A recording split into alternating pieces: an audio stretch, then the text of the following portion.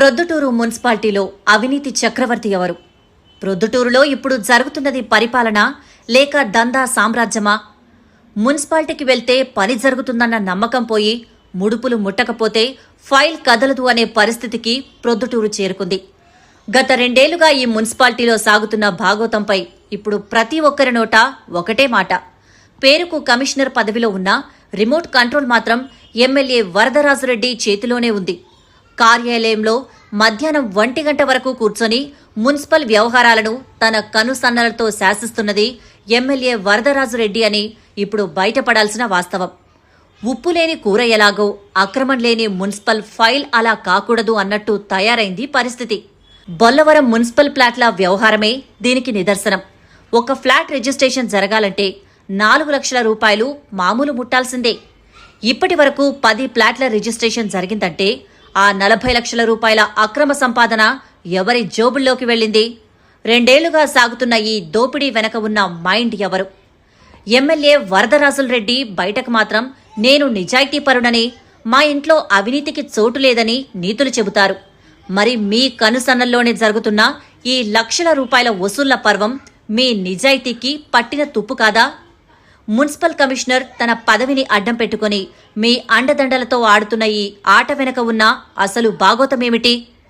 చీమలు పెట్టిన పుట్టలో పాము వచ్చి చేరినట్టు ప్రజల సంక్షేమం కోసం ఉండాల్సిన మున్సిపాలిటీని ఇప్పుడు అక్రమార్కుల అడ్డాగా మార్చేశారు. ఈ 2 ఏళ్ల కమిషనర్ సామ్రాజ్యంపై విచారణ ఎప్పుడు? ఆ ముడుపుల మత్తులో ఉన్న అధికారులు ఎమ్మెల్యేకి ఎప్పుడు కనువిప్పు కలుగుతుంది?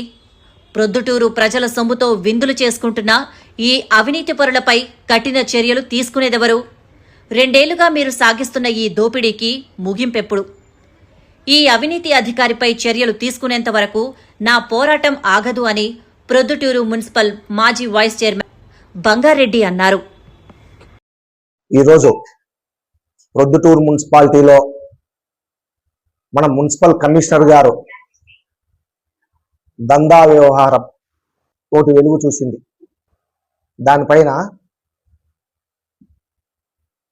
వరదరాజులరెడ్డి గారు సమాధానం చెప్పాల్సిన బాధ్యత ఉంది. దీనిపైన ప్రొద్దుటూరు మున్సిపాలిటీకి సంబంధించి బల్లవరం పక్కలో మన మున్సిపల్ ఫ్లాట్లు ఉన్నాయి. మున్సిపాలిటీకి సంబంధించినవి ఆ ఫ్లాట్లకు సంబంధించి గతంలో వాళ్ళు ఒక 10 మంది ఎప్పుడో పాడుకున్న తర్వాత వేలంలో పాడుకున్న తర్వాత వాళ్ళు కొంచెం డబ్బులు కట్టి కొంచెం డబ్బులు కట్టలే. అప్పుడు వాళ్ళు మేమంతా మున్సిపాలిటీ నుంచి ఒక నోటీస్ ఇచ్చినారు, అంతా డబ్బులు కట్టండి మేము రిజిస్టర్ చేపిస్తాము అని. అప్పుడు వీళ్ళు మేము ఇంట్రెస్ట్ లేకోకుండా వడ్డీ లేకోకుండా లెక్క కడతాము, మాకు రిజిస్టర్ చేయండి అని అడిగినారు. ఎవరో ఆ 10 మంది పాడుకునే వ్యక్తులు. అయితే ఆ రోజులో కమిషనర్ గారు ఏం చేసినారు, విత్ ఇంట్రెస్ట్ తో కట్టమని చెప్పినారు. మేము కట్టము అనేసి కోర్టుకు పోయినారు. కోర్టుకు పోతే కోర్టు నుంచి వాళ్ళు ఇంట్రెస్ట్ కట్టించుకొని వీళ్ళకి రిజిస్టర్ చేయమని ఒక ఆర్డర్ వచ్చింది ఈ 10 మందికి. ఆ కోర్టు ఆర్డర్ ప్రకారం వీళ్ళు ఇంట్రెస్ట్ కట్టి రిజిస్టర్ చేయించుకున్నారు, సిద్ధపడిన తర్వాత కమిషనర్ గారిని కలిసినారు. సార్ మాకు కోర్టు ఆర్డర్ వచ్చింది కదా, మేము డబ్బులు కడతాము, ఇంట్రెస్ట్ సహా కడతాము, మాకు రిజిస్టర్ చేయండి అని అడిగినారు. అయితే కమిషనర్ గారు పలకలే. ఎందుకు పలకలేదు అని అంటే మన వరదరాజులరెడ్డి గారు ఏరి కోరి తెచ్చుకున్నాడు కదా ఈ కమిషనర్ను. ఈయన ఒక్కొక్క ఈ 10 ఫ్లాట్లకు సంబంధించి ఒక్కొక్క ఫ్లాట్కు 4 లక్షలు డిమాండ్ చేసినాడు. ఇది వాస్తవం. 10 ఫ్లాట్లకు 40 లక్షలు డిమాండ్ చేసి పాపం వాళ్ళు సార్ మేము 3.5 లక్షలు ఇస్తాం, తీసుకొని మాకు రిజిస్టర్ చేపియండి, ఒక్కొక్క ఫ్లాట్కు 3.5 లక్షలు ఇస్తామని చెప్పినా కూడా కమిషనర్ గారు ఒప్పుకోలే. 4 లక్షలు ఇస్తేనే నేను రిజిస్టర్ చేపిస్తా అని ఈ మధ్య కాలంలో 15-20 రోజుల నుంచి ఈ రోజుకి సుమారుగా ఒక 7-8 ఫ్లాట్లు కూడా నాకు తెలిసి రిజిస్టర్ అయినాయి. 1-2 ఏమన్నా కావాల్సినది ఉంది. ఇంకా ఇటువంటి అవినీతి పరుల్ని పెట్టుకొని మున్సిపల్ కమిషనర్ను ఇంత దందా జరుగుతూ ఉంటే కూడా వరదరాజుల రెడ్డి గారు నిమ్మకు నీరెత్తినట్టున్నారు.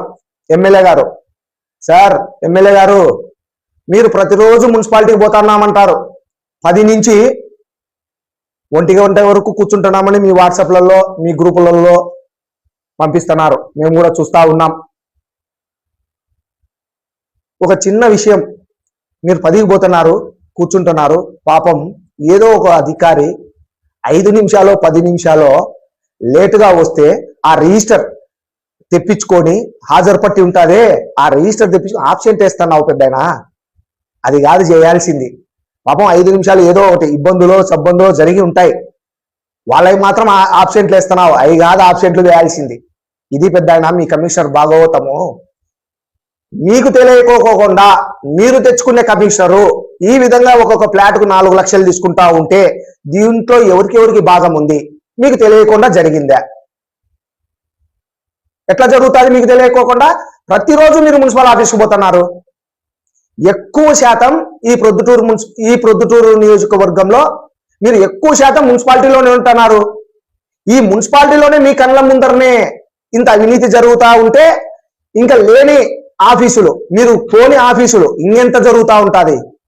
రిజిస్టర్ల ఆఫీసులో కావచ్చు, స్టేషన్లు కావచ్చు, ఎంఆర్ఓ ఆఫీస్ కావచ్చు, ఇంకా మార్కెట్ యార్డ్లో కావచ్చు, ఏ ఆఫీసులో అయినా ఇంకెంత దందా జరుగుతూ ఉంటుంది. నువ్వు పోయి పొద్దున్న లేచి ఆడ కూర్చుంటున్నావే, ఏదానికి కూర్చుంటున్నావు వరదరాజు రెడ్డి గారు? ఈ దందా జరిపేదానికా? నీ కమిషనర్ అవినీతి జరిపినాడా లేదా? 100% జరిగింది ఈ ఫ్లాట్లలో. నిన్న కూడా జరిగినాయి.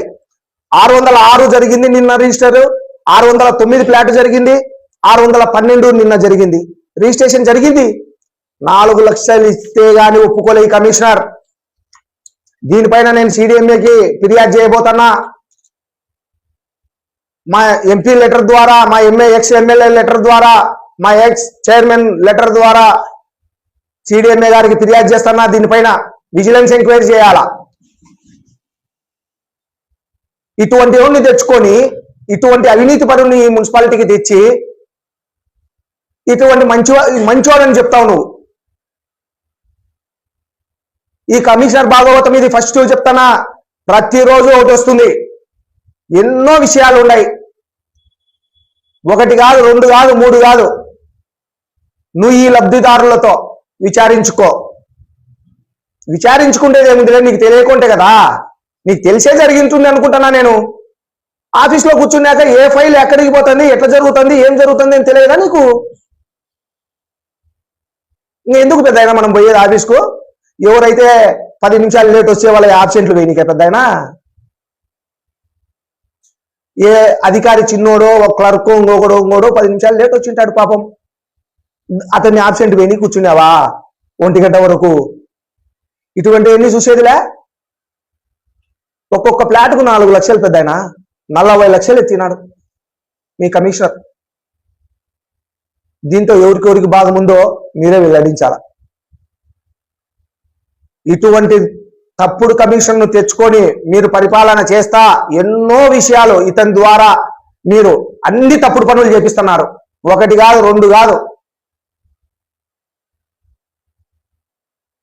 పాపం వాళ్ళు దీని ఫ్లాట్ ఓనర్లు లబోదిబో అంటున్నారు. ఇది ఎక్కడ అన్యాయము? 4 లక్షలు అడగడం ఏంది కమిషనరు?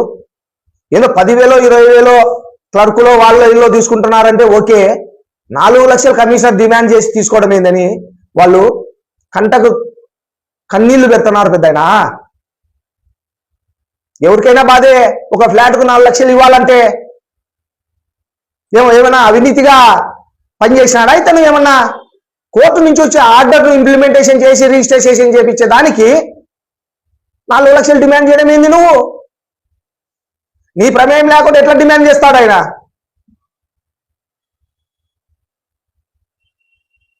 కాబట్టి దీనిపైన తక్షణమే విజిలెన్స్ ఎంక్వైరీ చేపియాలా, ఇతన్ని సస్పెండ్ చేపియాలా. మీరు కూడా సస్పెండ్ చేయించకపోతే మేము కూడా సిడిఎంఏ గారికి ఫిర్యాదు చేయబోతున్నాం. ఇతన్ని సస్పెండ్ చేయాలా, లేదా కోర్టు కూడా పోయేదానికి మేము సిద్ధంగా ఉన్నాం. డబ్బులు ఇచ్చినారన్నా వాళ్ళు, లేకపోతే ఊరికి ఆరోపించినారు, వాళ్ళ పేర్లు ఎవరున్నాయి అన్నా? 100% విజిలెన్స్ ఎంక్వైరీ చేసి వరదరాజుల రెడ్డి గారు నీతి నిజాయితీ అని చెప్తుంటాడు కదా, ఇతని మీద విజిలెన్స్ ఎంక్వైరీ చేపియండి. మా దగ్గర రికార్డింగ్ ఉంది వాళ్ళతో మాట్లాడినాం, లబ్ధిదారులతో. పాపం వాళ్ళ పేర్లు చెప్తే బాధపడతారు కాబట్టి పేర్లు చెప్పలే, ఫ్లాట్ నెంబర్లు చెప్తా ఉన్నా. విజిలెన్స్ ఎంక్వైరీ చేపిస్తే తెలుస్తుంది కదా.